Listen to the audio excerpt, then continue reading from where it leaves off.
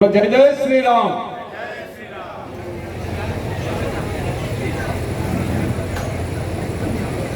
APMC થરાની ચૂંટણી પ્રસંગે યોજાયેલા આજના ખેડૂત સંમેલનમાં ઉપસ્થિત સૌ આપણા સન્માનીય સામાજિક, રાજકીય, શૈક્ષણિક ખેડૂત આગેવાનશ્રીઓ, કાર્યકર્તા મિત્રો તેમજ પત્રકાર મિત્રો,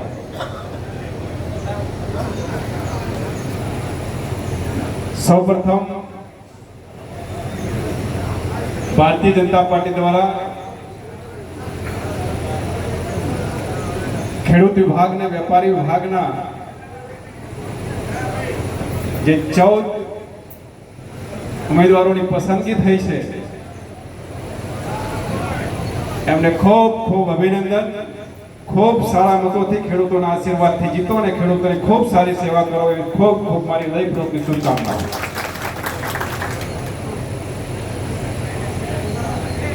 ચૂંટણીમાં 69 ખેડૂત પેનલમાં અને 11 વેપારી પેનલમાં કુલ 80 ફોર્મ ભરાયેલા હતા। એમાંથી પાર્ટીએ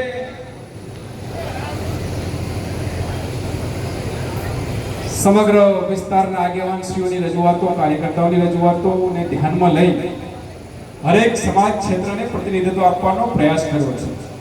એમાં ઘણા બધા ઉમેદવારો ને લાયક હતા પણ એમની કદાચ પસંદગી ન થઈની પાછળનું કારણ એવું નથી કે એ નતા લાયક, પણ એક સાથે એક ક્ષેત્રમાંથી, એક સમાજમાંથી દરેક લોકોનો સમાવેશ ન થઈ શક્યો હોય, પણ એ કાર્યકર્તાઓનો પણ જ્યારે સમય આવે છે ત્યારે પાર્ટી એની પસંદગી આપે છે।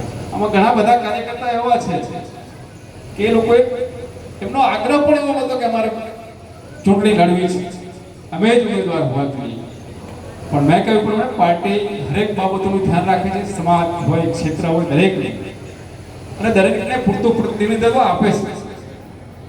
મિત્રો, વાત છે સહકારની। સહકાર એટલે એકબીજાના સહકારથી ચાલે, જેમાં સંપૂર્ણ લોકતંત્ર હોય, જેમાં કોઈ બોસિઝમ ન હોય, નેતૃત્વ હોય, પણ સૌને સાથે રાખી સૌના વિકાસ માટે કામ થાય। આ બધા સહકારના અનુભવી આગેવાનશ્રીઓ છે। સહકારનો ઇતિહાસ જોઈએ તો આ દુનિયાની અંદર તમામ વાત જ્યારે ખતમ થયા, એ સામ્રાજ્યવાદ હોય, ક્ષેત્રવાદ હોય, મૂડીવાદ હોય, અને 18મી સદીની આજુબાજુમાં સહકારની સ્થાપના થઈ। સહકાર આપણા દેશમાં, એમાં ખાસ કરીને ગુજરાતમાં એક સહકારનું મોડલ છે। અમૂલ, આપણે ગૌરવ લઈ શકીએ એવું દેશ ને દુનિયામાં કામ કરી રહ્યું છે।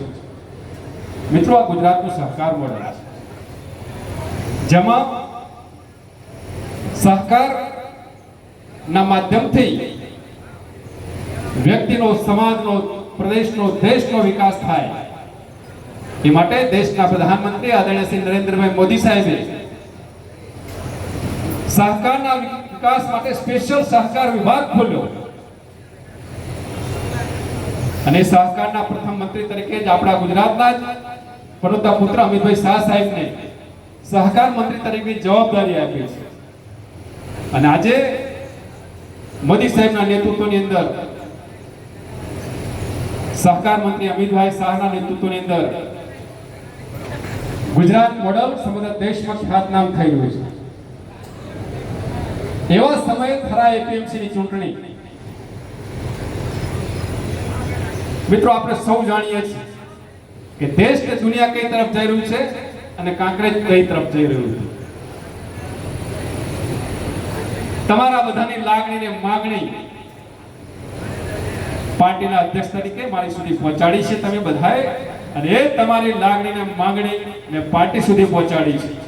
અને એના આધારે પાર્ટીએ નિર્ણયો લીધા છે આગામી દિવસોની અંદર ભારતીય જનતા પાર્ટીના નેતૃત્વની અંદર કાંકરેજ એપીએમસી ની ચૂંટણી થશે. કાંકરેજ એપીએમસી ની ચૂંટણીમાં ભારતીય જનતા પાર્ટીની પેનલનો વિજય થશે અને આગામી દિવસોની અંદર ભારતીય જનતા પાર્ટીની વિચારધારા આધારિત ખેડૂતોની સંસ્થા છે. ખેડૂતોની સંસ્થામાં ખેડૂતોના હિત જોવામાં આવશે. ખેડૂતોના વિકાસ માટે ઘણા બધા કામો થઈ શકે. ખેડૂતોના દીકરા દીકરીઓ ને સારું શિક્ષણ આપવા માટે એમાં મદદરૂપ થઈ શકે એ કામ આપણા શંકરભાઈ જ્યોતિ સાહેબ કરી રહ્યા છે. સમગ્ર દેશની અંદર પ્રથમ ખેડૂતોની મેડિકલ કોલેજ બનાસકાંઠાના ખેડૂતનો દીકરા દીકરીઓને એડમિશન મળે તો 50% ફી માફી મળે. મિત્રો આ શાસનનું કામ છે. અને એપીએમસી ની અંદર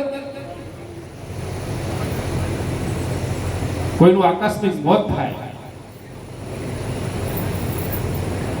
તો રૂપિયાથી ક્યારે કોઈ વ્યક્તિની ખોટ પૂરી શકાતી નથી, પણ એને મદદરૂપ થવાનું કામ થઈ શકે છે. સ્વાસ્થ્યની અંદર પણ ઘણા બધા કામો ઘણી બધી એપીએમસીઓ કરી રહી છે. એપીએમસી ની અંદર આધુનિક આપણે સેવાઓ આપી શકીએ. પીવાનું શુદ્ધ પાણી હોય, ખેડૂતો માટે સારો વિસામો હોય, ખેડૂતો માટે સારા ખોરાક પાણીની વ્યવસ્થા હોય. એપીએમસી ના માધ્યમથી એટલું ઘણું બધું કામ ખેડૂતની સેવામાં થઈ શકે. ભૂતકાળની વાતો મારે વાગડો નથી. કોઈના આક્ષેપ પ્રતિ આક્ષેપનો જવાબ મારે નથી આપવો. આક્ષેપ પ્રતિ આક્ષેપનો જનતા કાંકરેજના ખેડૂતો આપશે એવું માનું છું. મને તમને સૌના પર ભરોસો કે તમે એ જવાબો આપીશું. આ ચૂંટણી એ કાંકરેજના ખેડૂતો લડે છે. આ ચૂંટણી એ કાંકરેજના ખેડૂતો માટે લડાય છે. આ ચૂંટણી એ કાંકરેજના ખેડૂતોના આવનારા ભવિષ્ય માટે લડાય છે. આપણે બધાએ નક્કી કરવાનું છે આવતીકાલનું ભવિષ્ય આપણે કેવું રાખવું છે. આની આ સ્થિતિમાં ચાલવું છે કે કંઈક ફેરફાર કરવો છે. માત્ર ભાષણનો મારો વિષય નથી મિત્રો, તમારી સાથે સંવાદનો પણ મારો વિષય છે.